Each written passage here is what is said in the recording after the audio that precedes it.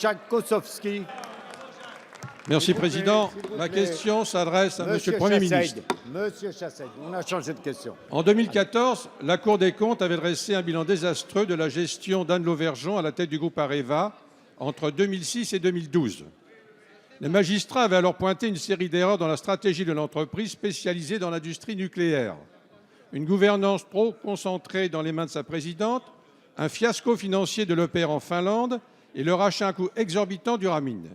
La justice est d'ailleurs saisie à propos de cette affaire qui mettrait en cause la sincérité des comptes présentés à l'époque.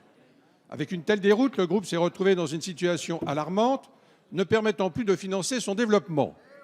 Je note au passage d'ailleurs que la dirigeante de l'époque continue de siéger dans des conseils d'administration, comme par exemple Airbus, sans doute la prime à la performance. Il y a quelques jours, Areva a publié ses comptes 2015 et les conséquences de la gestion précédente se font encore sentir lourdement. La perte nette de l'entreprise s'élève à 2,4 milliards d'euros malgré un chiffre d'affaires de 4,1 milliards. Cette différence s'explique par un coût exorbitant lié aux mesures visant à sauver le groupe. La nouvelle direction a de son côté engagé des mesures de réduction des dépenses, environ 450 millions d'économies, chiffre qui devrait doubler d'ici l'année prochaine. Un plan social est en cours avec le départ volontaire de 6 000 salariés. Malgré des améliorations, 2016 s'annonce difficile puisqu'Areva doit provisionner pas loin de 2 milliards de trésorerie pour poursuivre sa restructuration. 6 banques ont, semble-t-il, d'ailleurs accepté d'accompagner l'entreprise en accordant un prêt de 1,1 milliard d'euros.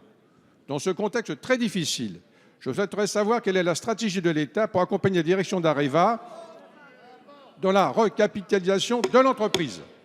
Comment comptez-vous obtenir le feu vert de la Commission européenne pour qu'elle accepte ce processus? Merci. Merci, Monsieur Kosowski. La parole est à Monsieur Alain Vidali, secrétaire d'État chargé des Transports, de la mer et de la pêche. Merci, Monsieur le Président. Votre question est légitime puisqu'elle concerne quand même la situation d'un fleuron de l'industrie française à partir de chiffres que vous avez rappelés, c'est-à-dire un déficit important en 2014, un déficit encore conséquent en 2015. Le pire dans cette situation aurait été effectivement que l'État ne réagisse pas. Et vous l'avez rappelé vous-même, et vous avez eu raison, l'État a réagi, d'abord en analysant l'origine de cette difficulté. Vous savez que pour partie, le déficit vient du fait qu'en Finlande, il y a des difficultés industrielles assez importantes. Et l'État a réagi à la fois sur la réponse sociale et sur la réponse industrielle, et puis également la question financière que vous avez naturellement posée. Le président de la République a décidé le 3 juin 2015 du rapprochement entre EDF et Areva, afin que cette filière nucléaire française soit plus performante et puis prépare son avenir. Le gouvernement a souhaité soutien à Areva et EDF dans le renforcement des coopérations industrielles. Et depuis les décisions de juin 2015, plusieurs étapes ont été franchies. Un accord entre EDF et Areva a été annoncé le 27 janvier 2016 sur le prix de cession d'Areva NP. Une augmentation du capital d'Areva, vous en avez parlé, de 5 milliards, annoncée le 27 janvier, à laquelle l'État a annoncé qu'il souscrira en tant qu'actionnaire de contrôle aux côtés d'investisseurs tiers et qu'il en assurera le plein succès dans le respect des procédures et règles européennes, c'est la fin de votre question, applicables à ce type d'opération.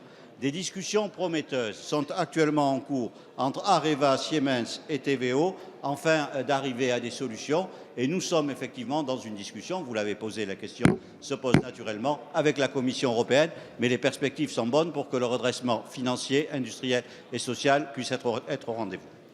Merci. La parole est à Monsieur Yves Daniel.